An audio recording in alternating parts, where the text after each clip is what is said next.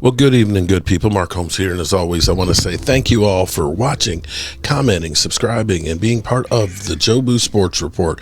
Without you guys, as well as you ladies, you know that this literally does not work. Hope everybody's having a great hump day and that you are now over the hump, that you've been humping and doing the Humpty dance and all of the good Humpty things that are out there.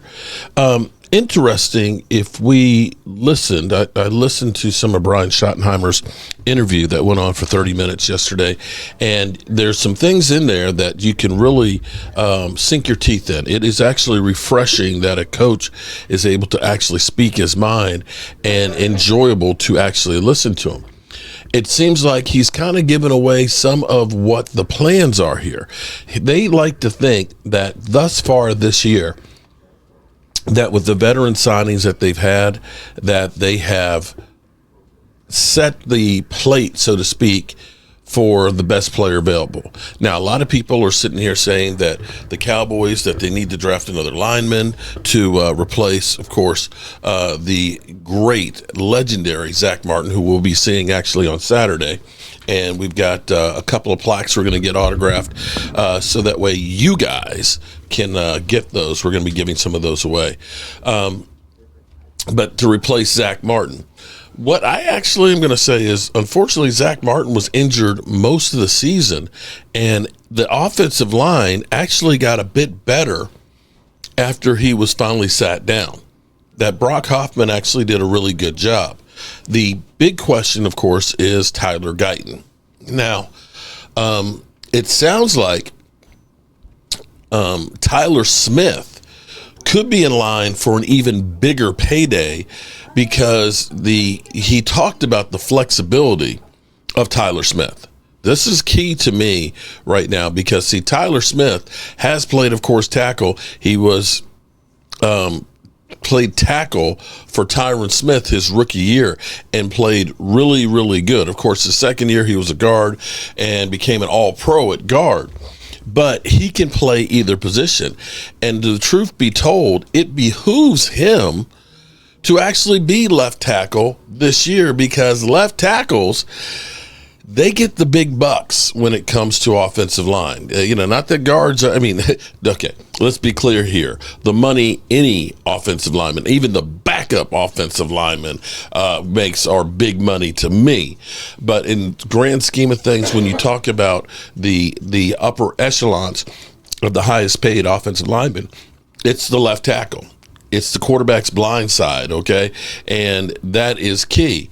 And what Schottenheimer basically said is, we're going to look at Brock Hoffman because he played really, really well in replacement of Zach Martin, and sounded like he was okay with the players that they have. That's not to say that they won't draft somebody else, but don't look for them unless a real stud, for whatever reason, falls down. Because that's the thing that he basically initiated and said is, we're going to look at, or we're in a position right now where we can draft the best player available.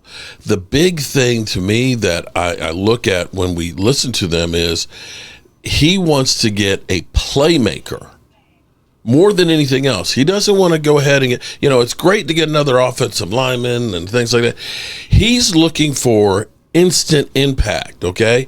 He's looking for a guy who's going to be able to win one-on-one battles. And if that is an edge rusher, a guy who can definitely get more sacks, or if it is a home run hitter as far as a running back, or if it's a wide receiver that is going to really open up things. That's what he's looking at. And the thing that's crazy is, we all go through and we think that, just Dak sucks and, the Cowboys can't get it together and everything else. I was listening to Colin Cowherd, who was doing his picks, over and unders for the Cowboys and things. And so his over and under for the Dallas Cowboys, was 8.5. So his thinking is the Cowboys won't be any better than they were last year. That they won't be any better than they were last year, where their number 2 wide receiver was injured majority of the season, that they lost their starting quarterback, Dak Prescott, who started training camp actually in a walking boot, that they lost 3 edge rushers before the season even started, that one of their biggest run stuffers on defense, D-Law, basically missed all of but 3 games, that even at their playmaking edge rusher, Micah Parsons, missed 4 games. So if the Dallas Cowboys just stay healthy and keep Dak Prescott healthy, they will be a better team. If they can go ahead and take, because here's where I love this, and so many people have been, the Cowboys screwed up drafting Tyler Guyton. I hear you. But here's the thing. I look at it differently, because what you wanted to do is you were looking to get a great offensive lineman with that first pick, right? You reached for Tyler Guyton. But you actually reached back, because people seem to forget they traded back and they ended up getting that extra 3rd-round pick that got Cooper Beebe. And Cooper Beebe is locked in at center. He ain't going nowhere. That is your starting center. And you got one of the best offensive linemen in the draft. So whether you could reverse it and say Cooper Beebe was the 1st round, I'm sure he would have rather been a 1st round because he'd been making more money, or Tyler Guyton was the 3rd round. You still did good with getting 2 guys. You got a great center. You can look at this guy and say he's going to be our center the next 10 years if he stays healthy. And Tyler Guyton, he needs some more seasoning. He needs more starts under his belt. He needs to get his man body. But I'm not ready to give up on him. But if he is not better than where he was, you do have the option of kicking Tyler Smith at left tackle and using Akeem Richards.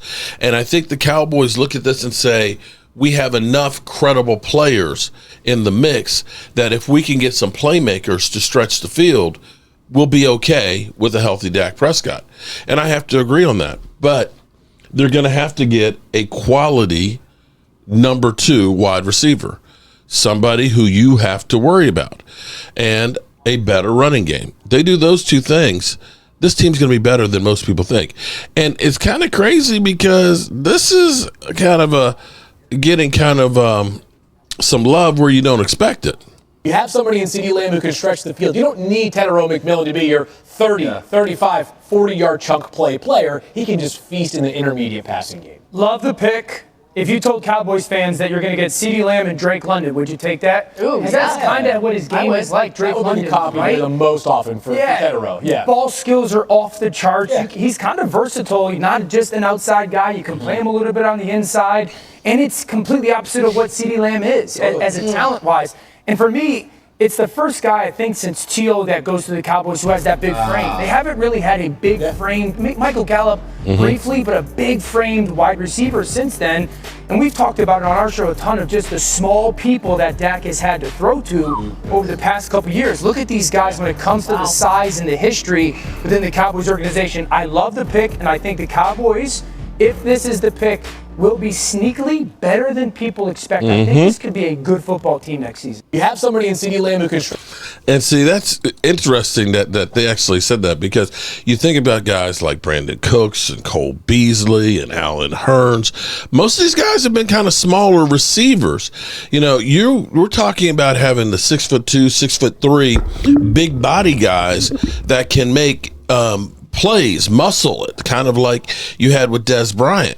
That the fact that they actually went through here and said, Dak really hasn't had these guys. Well, quite frankly, he's only really had typically like one great receiver at a time, with the exception of that 1 year we had Amari Cooper and CeeDee Lamb. The rest of the time you'd have a Des Bryant who was, tail end of his career, and then a Cole Beasley, but you didn't really have a great duo of receivers with the running game. When you did finally get Amari Cooper and CD, it was kind of the tail end of Zeke Elliott being a big threat and so on. So definitely look for the Cowboys to be looking for offensive playmakers in the draft and being okay with where they are on the offensive line. And Tyler Smith could be your left tackle. All right, people. As always, I appreciate you guys, and we'll see you soon. Peace out.